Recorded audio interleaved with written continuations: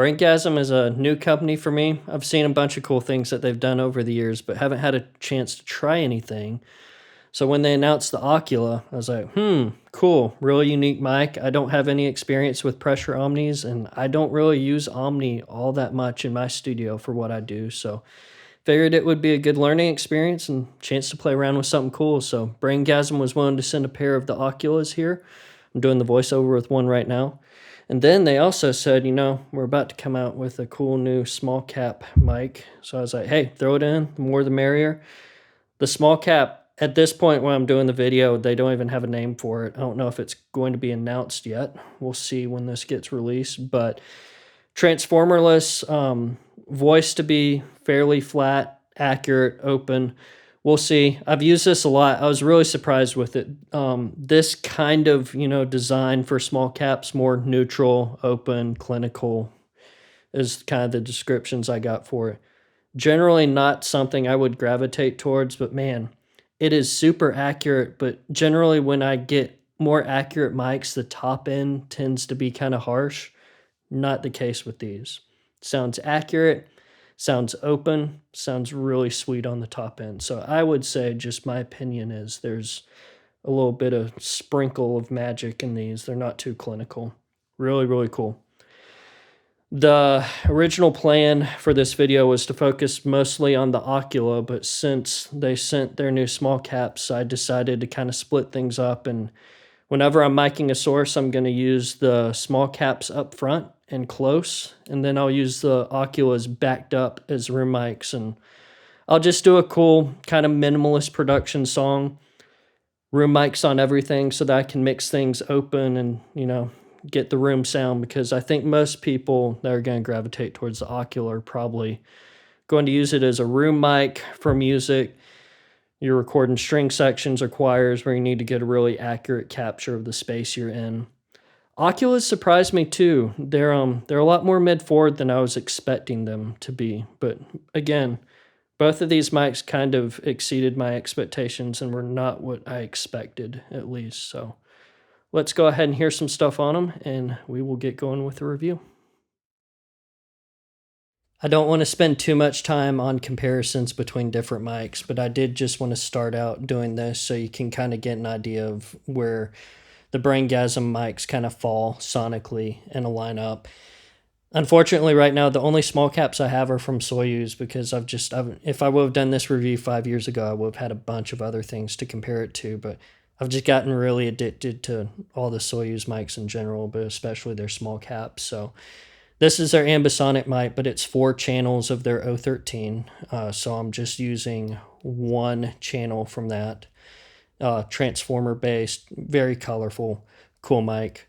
This is their newer small cap, their 011. It's transformerless. It's a lot brighter and open on top.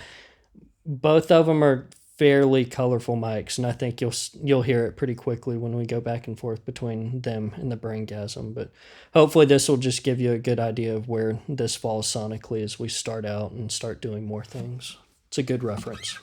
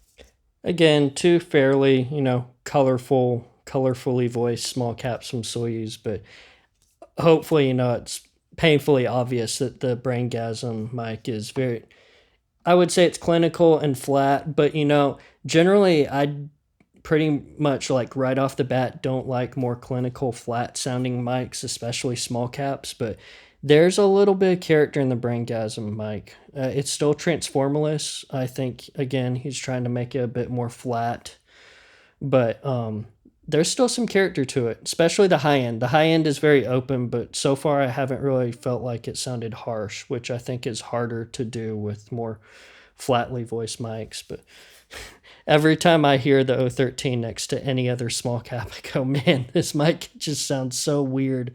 But funny enough, I always love it on its own, especially when you get it in a mix, it works. But every time, even with this, I flip to the 013. I'm like, man, that mic sounds so colorful. But yeah, that should give you a good starting point of what the Braingasm sounds like. Pretty flat, open sounding, just a good starting point with a little bit of character sprinkled in. All right, the Ocula, kind of a unique little beast. I gotta be honest, I don't use Omni in this room a whole lot. I've done a kind of minimal acoustic treatment in this live room. I wanted it to sound big and open with some reflections. I'm used to working in big rooms. I wanted it to sound big. I didn't want to kill it completely. So usually if I want something to sound roomier in here, I kind of keep the mics in cardioid and I'll just back them off a little bit and, balance the direct and room tone. But because I don't use Omni a lot in this room, I was really, really interested to check out the Ocula. So I reached out to Braingasm when it came out because I don't have a lot of experience with pressure Omnis either. These are the only two solid state mics that I have that will do Omni. Got my older Vanguard V4. It's definitely open on top. It's got a little bit of character, just a great all-around mic. Capsule UM70, one of my favorite mics in the world. This is one of the older ones from the 90s, so it's transformer based, very colorful. I don't use Omni with it a lot when I'm close miking stuff, but these pair of UM70s that I have used to belong to my first recording mentor, Ian, and I started out doing a ton of classical music with him, and he had a bunch of these, so we did decatrees with him a lot, spaced them out in Omni on strings. Sounded great for that, but for smaller studio stuff where you're closer in, I usually keep these in cardioid. So yeah, let's see how it compares. Right off the bat, the Ocula kind of surprised me. I expected it to be a lot more kind of toasty and open on top. It's still a very open, accurate mic, but like all the Braingasm stuff I've tried so far, the top end is super sweet. But definitely a lot mid-forward than I was expecting. I'll let you see what you think.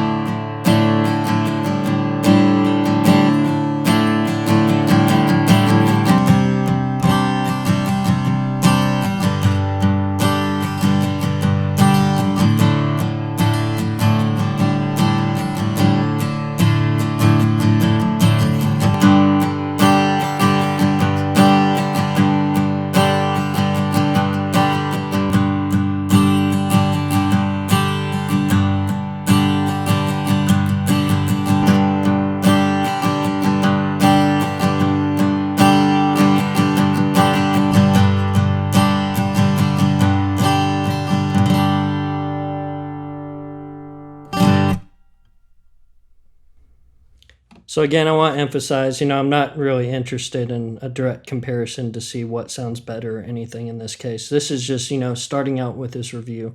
Want you to have a basic idea of where, the Ocula falls sonically and get a little bit of a better idea of what it sounds like because, I can make any mic sound good in here. If you just have a mic on its own, that's not a very, helpful comparison when you're trying to look at a review and see what a mic sounds like. So hopefully this is a good starting point. One more thing I'll say about the Ocula that kind of surprised me is that the output on this is super hot. These two mics are both sitting, I think the Gefell needed a little bit more gain, but this one's sitting at about 30 dB of gain. The Vanguard's at like 24, 25. The Ocula is at like 10.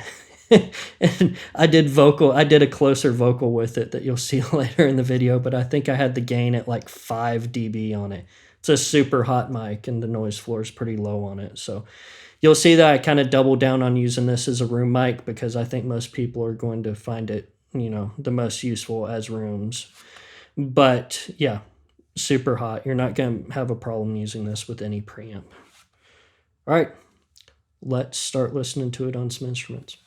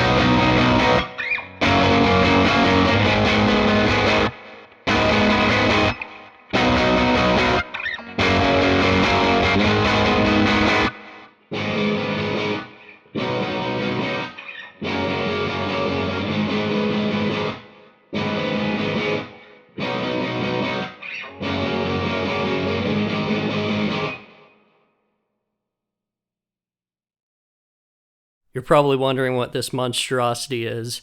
I don't think anyone's necessarily going to be looking at the Pressure Omni or the small cap mics as like a close vocal mic. So I wanted to just try something interesting with them.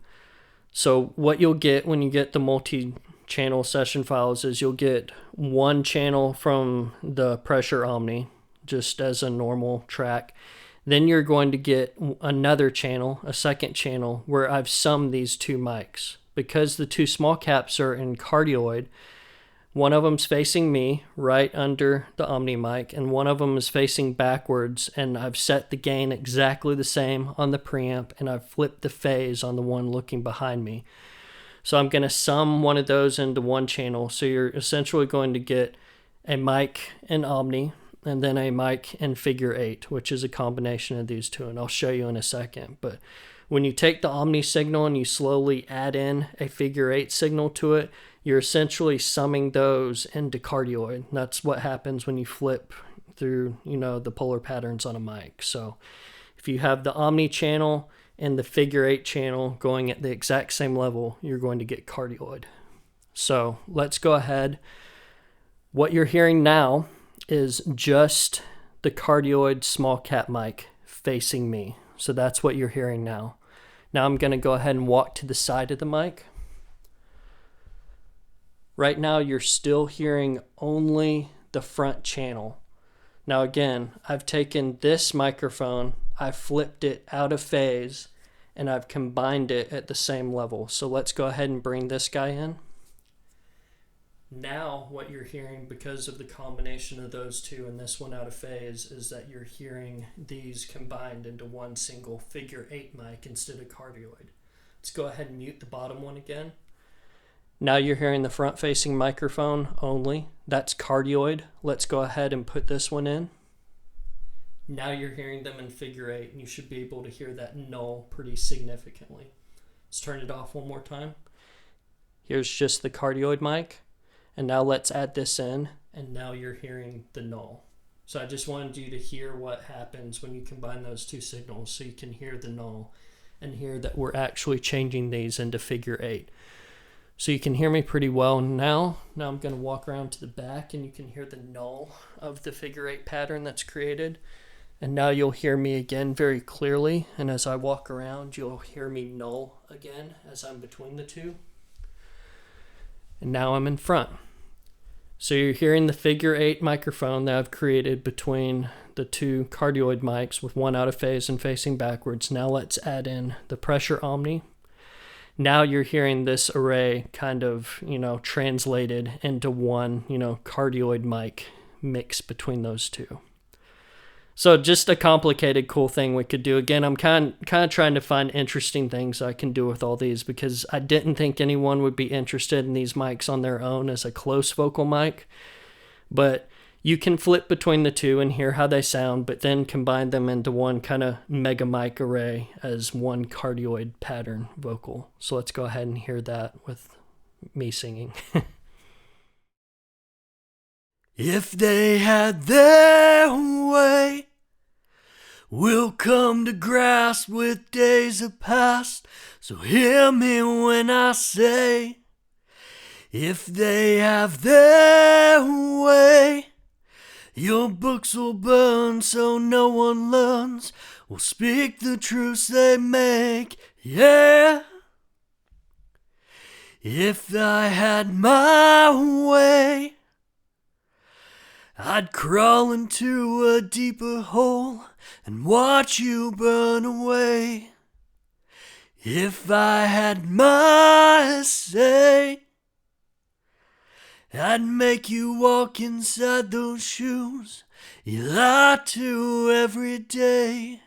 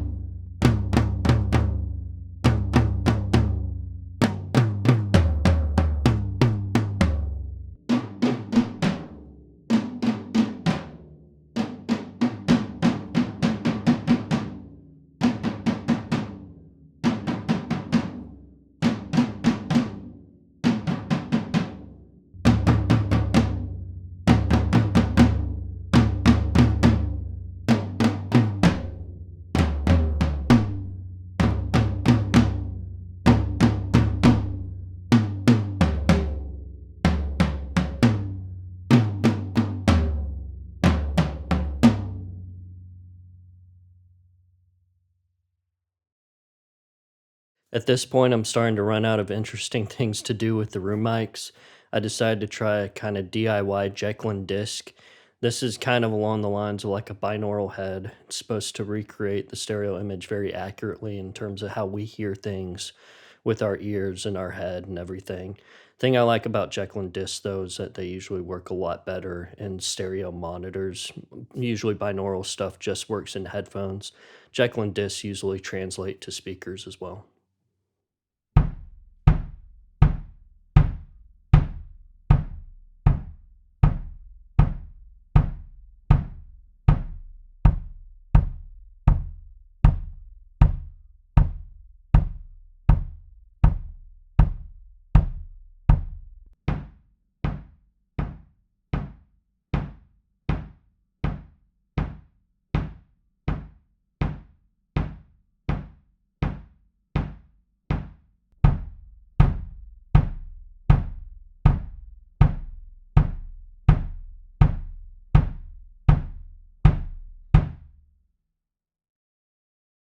If you've seen any of my other mic reviews, you know that kind of the montage segment is coming up. What I do at this stage at the end of the video is I kind of do a video montage of the whole song front to back.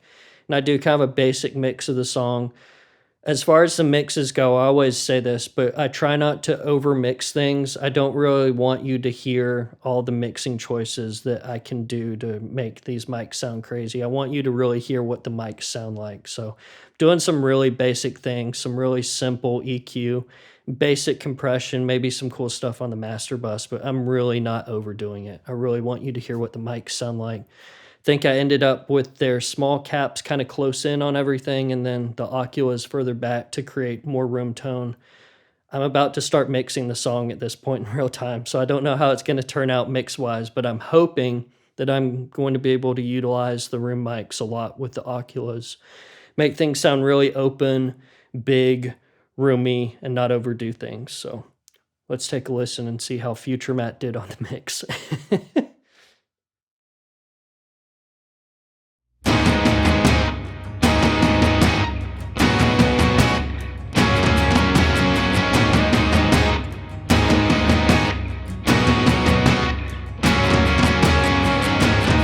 If they had their way,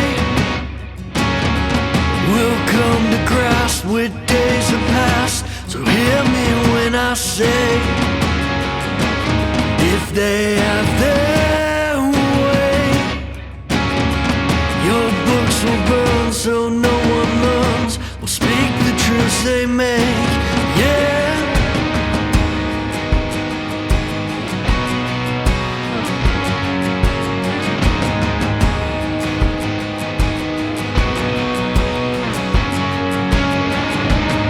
If I had my way,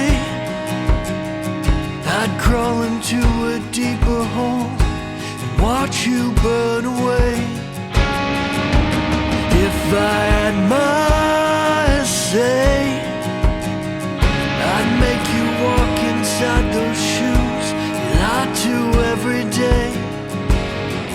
But you said honestly, it's been this way, it's been this way. We can watch it burn, or help it turn, or help it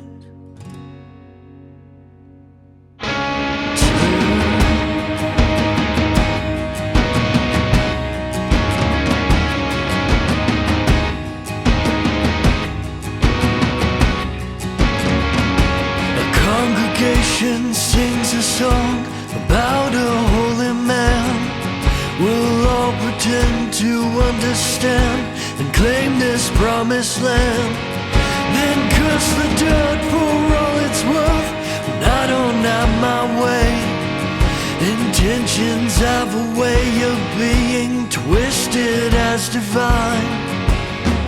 But you said honestly, it's been this way, it's been this way. We can watch it burn, or help it